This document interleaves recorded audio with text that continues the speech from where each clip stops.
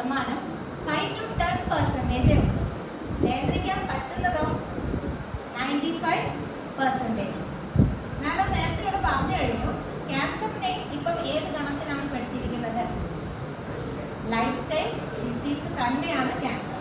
അപ്പോൾ നിങ്ങൾ ഷുഗറും പ്രഷറും അല്ലെങ്കിൽ മറ്റ് ലൈഫ് സ്റ്റൈൽ ഡിസീസിനെ കൺട്രോൾ ചെയ്യാൻ അഡോപ്റ്റ് ചെയ്യുന്ന അതേ മാർഗങ്ങൾ തന്നെ മതിയാകും എന്തിനെ കൺട്രോൾ ചെയ്യാൻ? ക്യാൻസറിനെ കൺട്രോൾ ചെയ്യാൻ. ഓക്കെ, ഇനി നിയന്ത്രിക്കാൻ പറ്റാത്ത ഘടകങ്ങൾ ഞാൻ ജസ്റ്റ് പറയാം. ആദ്യം കൊടുത്തേക്കുന്നത് ലിംഗഭേദവും പ്രായവും, ഏജും സെക്സും.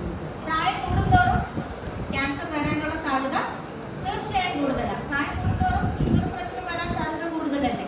ഇതുപോലെ തന്നെയുള്ളൂ ക്യാൻസർ. നെക്സ്റ്റ് സെക്സ്, അതായത് സ്ത്രീ ആണെങ്കിൽ ബ്രസ്റ്റ് ക്യാൻസർ വരാനുള്ള സാധ്യത കൂടുതൽ തന്നെയാണ്. പുരുഷന്മാരാണെങ്കിൽ പ്രോസ്റ്റേറ്റ് ഗ്രന്ഥിയുടെ ക്യാൻസർ വരാനുള്ള സാധ്യത കൂടുതൽ തന്നെയാണ്. പുരുഷന്മാർക്ക് ബ്രസ്റ്റ് ക്യാൻസർ വരുമോ?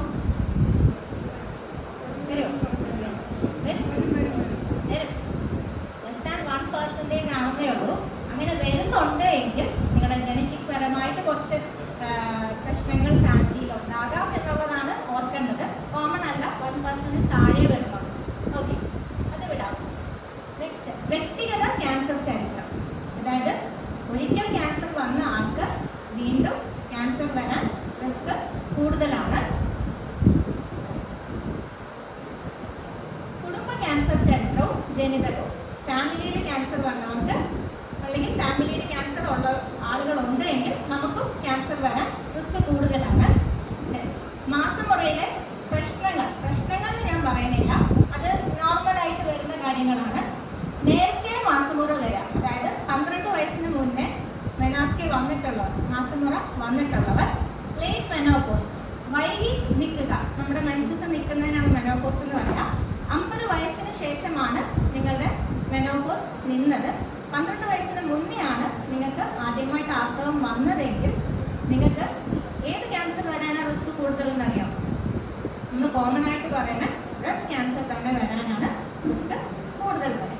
ഇനി സ്തന സാന്ദ്രത, ബ്രസ്റ്റ് ഡെൻസിറ്റി, വലിയ ബ്രസ്റ്റ് ഉള്ളവർക്ക്, സ്തന സാന്ദ്രത ഉള്ളവർക്ക് തീർച്ചയായും ബ്രസ്റ്റ് ക്യാൻസർ വരാനുള്ള റിസ്ക് കൂടുതലാണ്. പക്ഷെ ഇതൊന്നും നമുക്ക് കൺട്രോൾ ചെയ്യാൻ പറ്റില്ല, അല്ലേ?